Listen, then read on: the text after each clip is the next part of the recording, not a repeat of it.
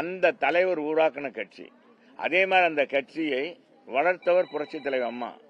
அம்மாவை கொல்ல முயற்சித்தது திமுக. லாரி ஏற்றி துச்சாதன முறையில் சட்டமன்றத்தில் ஒரு எதிர்கட்சி தலைவர்னு கூட பாராம முடியை பிடிச்சி அடிச்சு பாஞ்சாலி அந்த பாரத போரில் பார்த்தா உங்களுக்கு தெரியும், பகடை வீச அதில் எப்படி துரியோதனன் பாஞ்சாலியை பிடிச்சி இழுத்தாங்க. அது மாதிரி பல துரியோதனன்கள் அன்னைக்கு கலைஞர் கருணாநிதி முன்னாலேயே அம்மாவை சேலையை பிடித்து மேலே குத்தியும் எல்லாம் ஒரு பெண்ணின் கூட பாராமல் சட்டமன்றத்தில் மிகப்பெரிய அவலங்கள் அரங்கேறியது. ஒரு முதலமைச்சர் பார்த்துக்கிட்டு இருந்தார். அந்த கட்சியில அம்மா என்ன சொல்லிட்டு அந்த சட்டமன்றம் செத்து போச்சு, திமுகவே என் தலைவன் வழியில ஒழுக்கி வரை நான் ஓய மாட்டேன்னு வந்து பாடுபட்டார். இறுதி வரை அதுக்காக தான் இருந்தார். நான் கேட்கிறேன், இந்த ஓபிஎஸ் அவர்கள், பன்னீர்செல்வம் அவர்கள் அம்மா இருக்கும்போது திமுகவை எப்படியெல்லாம் பேசினார், இன்னைக்கு இப்படி பேசுற அளவுக்கு போறாருன்னா, இந்த கட்சியை காட்டி கொடுத்துட்டு இன்னைக்கு போறாருன்னா, இன்னைக்கு அவர் போறதை பத்தியே இல்லை, இன்னைக்கு தனி மனிதனாக மாறிட்டார். இன்னைக்கு அங்க போறதெல்லாம் என்ன, அவர் கூட அவருக்காக ஆளுகளை என்னென்ன திமுகவில் இருந்து போர்வையில் அண்ணா திமுகவில் இருந்து விலகிறார்கள். திமுக தொண்டர் அப்பாவே யாராச்சும் இந்த பொது மக்களை காசை கொடுத்து கூட்டிட்டு வந்து கூட்டத்தை சேர்த்து ஆளுகளை காமிப்பார். எனவே ஓபிஎஸ் அரசியல் வாழ்வு அஸ்தமடித்து விட்டது, முடிந்து விட்டது என்பதுதான் இதன் நிதர்சனமான. இனிமேல் அந்த அவருக்கு கொள்கையும் கிடையாது, ஒன்றும் கிடையாது. இந்த மாதிரி ஒரு பச்சோந்தியை அதிமுக எங்களை நாங்கள் பார்த்து விட்டோம். 2021 சட்டமன்ற முதல் தொடர் கண்ணிய பேச்சு எல்லாரையும் வாழ்த்து பேசுவது எப்பவுமே வழக்கமான ஒன்று அரசாங்கத்தை. அப்பவே ஒரு சுயரூபம் தெரிஞ்சது. அதிலிருந்து அதிமுக தொண்டர்களும் சரி, எங்களை மாதிரி நிர்வாகிகளும் விலகி விட்டோம். முதல்ல புரிஞ்சுக்கோங்க. ஆரம்பமே இவர் என்னண்டா, அது வரைக்கும் திமுக பற்றி ஒரு வார்த்தை, இவர் கட்சியின் ஒரு ஒருங்கிணைப்பாளருங்க. எல்லாரும் என்ன நினைச்சுக்கிட்டு இருக்காங்க, எடப்பாடி தவறு பண்ணிட்டாரு, இப்படி செய்யலாமான்னு கேட்டாங்க. நான் கேட்கிறேன், ஒரு கட்சியினுடைய ஒருங்கிணைப்பாளர் திமுகவை ஆகா ஓகோன்னு புகழ்ந்தா சட்டமன்றத்தில் பதிவாகாதா? பதிவாகக்கூடியதை இப்படி பேசுறீங்களே. நானே போய் தகராறு பண்ணேன் அவர் கூட, எனக்கும் அவருக்கும் தகராறு. அதை எல்லாரும் வெளியே ஏற்றிட்டாரு சபாநாயகர். வெளியே போட்டி வரும், எனக்கும் அவருக்கும் தகராறு. பலமுறை தகராறு பண்ணிக்கிட்டே வர்றோம். ஏங்க நீங்க எல்லாம் ஒருங்கிணைப்பாளர்னு என் அம்மா இருந்தா இப்படி சொல்லியிருப்பீங்களா? எங்க அம்மா இருந்த இடத்துல இருக்கீங்க, ஏன்னா நீங்க என்னென்ன இப்படி பேசுறீங்க? நான் என்னத்த பேசுறேன்னு போய் பார்த்து பாருங்க. நீங்க சபாநாயகர்ல குறிப்புல இருக்கும்ல, அதுல போய் பாருங்க அப்படின்னு என்னை வாயை மூடிக்கிட்டே வந்தாங்க. எல்லாம் இன்டெலிஜென்ட் இருக்கு, கொஞ்சம் ராஜ்யம் பேசாம வாங்க, அமைதியா வாங்க, ரூமுக்கு போமா. கலைவாணர் அரங்கத்துல இருக்குங்க, நடக்குதுங்க. அப்ப அங்க தனியா ஒரு எதிர்கட்சி தலைவருக்குன்னு ஒரு ரூம் ஒதுக்கி இருக்காங்க, எதிர்கட்சிக்கு. அதுல போய் உட்காந்துருக்கோம். அங்கேயும் எனக்கும் அவருக்கும் பிரச்சனை. அப்ப எல்லாரும் அமைதிப்படுத்துங்க, பேசாம இருங்க, நமக்குள்ள ஒன்றும் வேணாம் அப்படின்னு சொன்னோம். அப்பவே அவருடைய சுயரம் அன்னையிலிருந்து ஆரம்பமாகிவிட்டது. அன்னையிலிருந்து திமுக நிர்வாகிகளும் அதிமுக நிர்வாகிகளும் சரி, மாவட்ட செயலாளரும் மந்திரிகளும் இவர் என்றைக்கும் அதிமுகவை காட்டி கொடுக்கக்கூடியவர் என்பதை புரிந்து கொண்டோம். இருந்தாலும் சகிப்புத்தன்மையோடு இந்த கட்சி எப்படியாச்சும் அம்மா வழியில கொண்டு போகின்ற அடிப்படையில் தான் போனோம். ஆனால் ஒவ்வொரு முறையும் இவருடைய நடவடிக்கைகள் சரியில்லாமல் இருந்தது. கூட இருந்தவங்களும் அப்படித்தான்.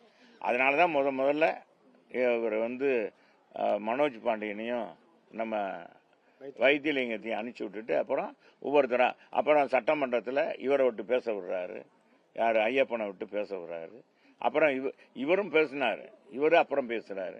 ஆக இதெல்லாம் என்னன்னா, நீ முன்னால போங்க, நான் பின்னால வர்றேன், நீ முன்னாலே போ, நான் பின்னாலே வர்றேன் அப்படின்னு போய் சேர்ந்துட்டு இன்னைக்கு அதிமுக ஒழிக்காம விட மாட்டேன்னா, திமுகவுக்கும் உனக்கு என்னையா வித்தியாசம் இருக்கு? எனக்கு கோபம் வருது, வேண்டாம். தமிழ்நாட்டில் முரட்டு அடிமையின் மொத்த உருவமாக எடப்பாடியார் இருக்காருன்னு சொல்லி உதயநிதி கடுமையா ஏங்க உதயநிதி பேசலாம் ஒரு பேச்சாங்க. காங்கிரஸுக்கும் திமுகவுக்கும் அதே அவங்க தாத்தா சொன்னதை திரும்ப அவர் பார்க்க சொல்லுங்க. எல்லா டிவிலையும் நீங்களும் போடுறீங்க, ஊடகம் வலைதளங்கள்லாம் போடுறாங்க. இனிமேல் அதாவது கூடானப்பு கேடா முடியும் என்பதை நான் தெரிஞ்சுக்கொண்டேன். இனிமேல் என்னுடைய உயிர் உள்ளவரை திமுக காங்கிரஸோடு கூட்டணி இல்லைன்னு டாக்டர் கலைஞர் சொல்றாரு. யாரு? கனிமொழியை திகார் ஜெயிலில் அடைச்சதுனால. அதே மாதிரி மத்திய அமைச்சராக இருந்த ராஜாவை அலைக்கற்றை ஊழல்ல 1,76,000 கோடி ஊழல்ல அவரையும் கனிமொழியும் குற்றவாளி என்று சொல்லி குற்றவாளியாக இருப்பாங்கன்னு சொல்லி கைது பண்ணி திகார் ஜெயிலில் அடிச்சிருக்காங்க. 6 மாதம் சிறையில் இருக்காங்க. இவர் மனைவிய கலைஞர் டிவியில் 200 கோடி ரூபாய் லஞ்சம் பெற்றதாக கோப்பில் இருக்கு என்று அது விசாரிக்கிறதுக்காக வந்திருக்காங்க. அது விசாரணை கீழே நடக்குதுங்க. இவங்க இந்த அம்மா தயாளம்மா மேலே ஏற முடியாது. மேலே கூட்டணி பேச்சுவார் காங்கிரஸுக்கு 63 தொகுதி கொடுத்தவர் தான் இந்த வீராப்பு திமுக. இந்த உதயநிதிக்கு என்ன தெரிய போகுது? அன்னைக்கு அப்போ சினிமாவில் நடிச்சாரா படிச்சுக்கிட்டு இருந்தாரான்னு தெரியல. அதனால அவர் பேச்செல்லாம் ஒரு பெருசு இல்லை. அடிமைக்கு அடிமையா இருந்து திமுக தான், காங்கிரஸுக்கு அடிமையா இருந்துச்சு, ஏற்கனவே பிஜேபிக்கு அடிமையா இருந்தது திமுக தான். எப்பவுமே திமுக தான் அடிமையா இருக்கும். அது மத்தியில் அமைச்சராக இருக்கும்போது முரசொலி மாறன் கிட்டத்தட்ட 1.5 வருஷம் இலாக்கா இல்லாத அமைச்சராக இருந்தார். அதை முடிஞ்ச பிறகு உடனே அவர் இதான உடனே அந்த ஆட்சி முடிய போகும்போது உடனே அந்த கட்சியிலிருந்து விலகி அடுத்த திமுகவோட கூட்டணி வச்சுதான் திமுக. எனவே திமுகவுக்கு நிலையான கொள்கை. அவங்க கூட்டணி வச்சா அது ஜனநாயக கூட்டணி, நாங்க கூட்டணி வச்சா அடிமை கூட்டணி. என்னன்றது மக்கள் தான் புரிஞ்சுக்கணும். எங்க நாள்தோறும் கொலை நடக்குது. ரெட்டை கொலை என்னங்க, 5 கொலை 6 கொலை நடக்குது. பெண்ணை கற்பழிக்கிறான், கொலை பண்றான், நாள்தோறும் கொலை. இது நான் பேசல, மோடிஜியே வந்து பாரத பிரதமரே வந்து பேசிட்டாரு. நீ அதில் போயிட்டு இந்த ஆட்சியே அப்புறப்படுத்த வேண்டும். இது ஊழல் நிறைந்த ஆட்சி. ஆதி முதல் அந்த வரை ஊழல் நடக்குது. பெருந்தலைவர் காமராஜர் காலத்தில் ஒவ்வொரு அமைச்சர்களும் போட்டி போட்டுக்கொண்டு இந்த மாதிரி நல்லது செய்யணும்னு பாடுபட்டாங்க. இவங்க போட்டி போட்டுக்கொண்டு ஊழல் செய்வதில் யார் அதிகமாக ஊழல் பண்ணலான்றத இன்னைக்கு பார்க்குறாங்க அப்படின்னு அவரே சொல்லியிருக்காரு. நீ இதை போயிட்டு பேசிட்டு அது யாருங்க? அவன் ஆபரேட்டரே ஏதோ போட்டிருக்கான். யாருங்க இதெல்லாம்? போய் அங்க கூட்டணி கட்சிக்காரங்க போய் நாங்க கூட்டத்தில் அவ்வளவு பூராத்தையும் வெளியேற்றுறதுல இருக்கோம், வெளியே போறதில்ல. முறையாக எல்லாரும் பஸ் ஏறி போகணும், விபத்து இல்லாம போகணும் அப்படின்னு. அது அப்படித்தான் எல்லா வலைதளங்கள். நீங்க தான் இருக்கீங்கல்ல, எங்க இதுல வந்து ஒரு சின்ன துரும்புனாலும் அதை தூணாக்கிடுவீங்க. திமுக மிகப்பெரிய தூணா இருந்தா கூட அதை துரும்பாக்கிறீங்க. இல்லங்க, எதுவா இருந்தாலும் சரி, நீங்க அதை பத்தி இல்ல, நான் பாடல.